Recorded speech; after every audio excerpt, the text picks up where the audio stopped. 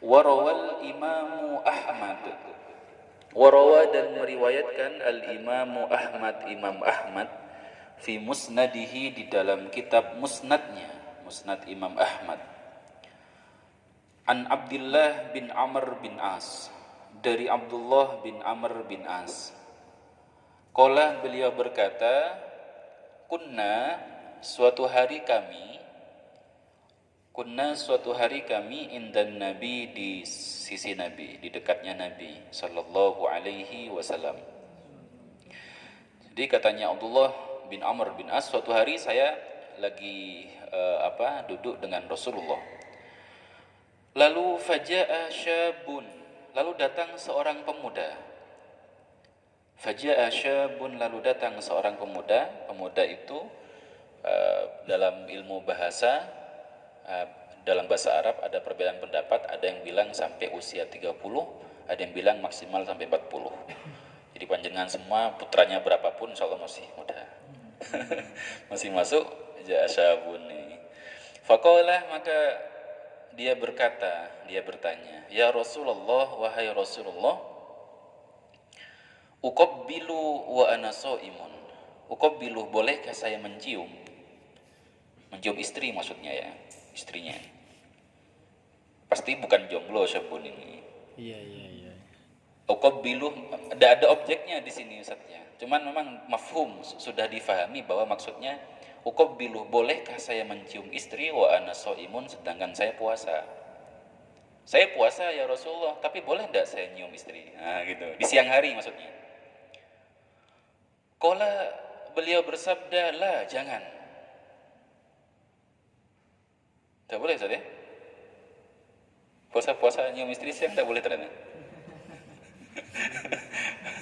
Lah, jangan tuh ternyata. Lo tinggal nanti jangan masuk kategori yang mana. Jadi yang pemuda ini nanya, boleh enggak saya nyium istri di saat puasa siang hari? Lah, jangan, katanya, enggak boleh, katanya Rasulullah. Lalu suatu hari faja'a sayhun, datang orang tua.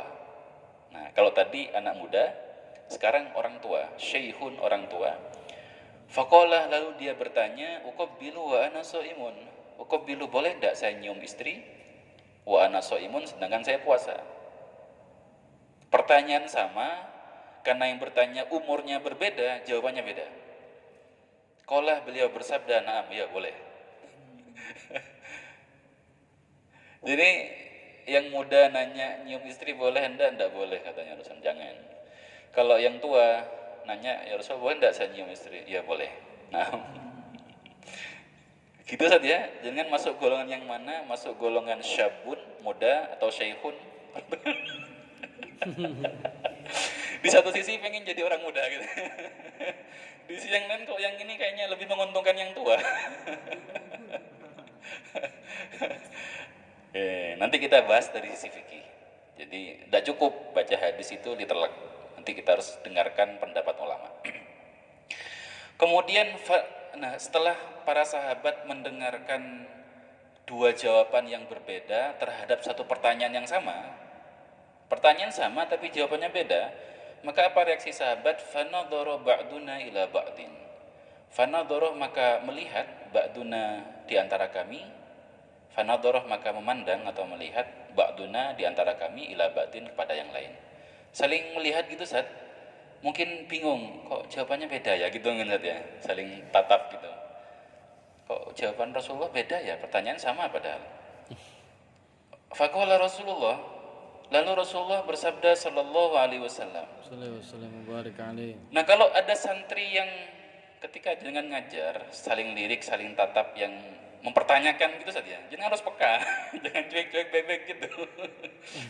Rasulullah peka sekali lihat adegan santrinya yang saling tatap bertanya-tanya begitu. Apa jawaban Rasulullah? Qad alim tuh, saya ngerti loh ya. Gitu mungkin. Qad alim tuh, saya ngerti loh ya, lima nadhara ba'dukum ila ba'din. Kenapa kalian saling tatap? Saya ngerti. Lima nadhara ba'dukum ila ba'din. Kenapa kalian saling tatap? Jadi guru harus peka Ustaz ya. Lalu Rasulullah jawab langsung, inna syaikha yamliku nafsahu. Inna syaihu, sungguhnya orang tua itu yamliku nafsahu, bisa mengendalikan nafsunya. Kakek-kakek ya. Tua maksudnya sepuh ya. Kayaknya kalau tua kurang ini, kayaknya kurang pas ya. Di mana sepuh aja Ustaz. Maksudnya bukan mengendalikan nafsunya, enggak ada nafsunya. Kenapa orang sepuh itu boleh nyium istrinya di saat puasa siang hari? Karena dia sudah tidak, hasratnya tidak terlalu. Kalau anak muda bahaya, apalagi baru nikah kan?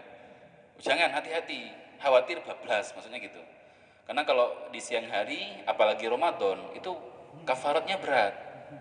Kalau Senin Kemis masih tidak apa-apa. Kalau Senin Kemis masih bebas. Kalau Ramadan kemudian bablas, itu kafaratnya berat. Kafaratnya berat saja. Sehingga larangan untuk nyium istri di saat siang hari puasa Ramadan itu namanya syaddud dzara'i, menutup rapat-rapat pintu pelanggaran yang lebih besar. Sebenarnya aslinya tidak apa-apa. Kalau dalam fikih itu saja, meskipun muda, kalau antum yakin tidak berhasrat, gimana cara? Itu tidak apa-apa. Tapi hukumnya makruh. Hukumnya makruh nyium istri di saat puasa Ramadan siang hari. Kalau yakin tidak akan bablas, itu hukumnya makruh. Tapi kalau yakin bablas ya haram jadinya. Tidak boleh, karena itu pintu.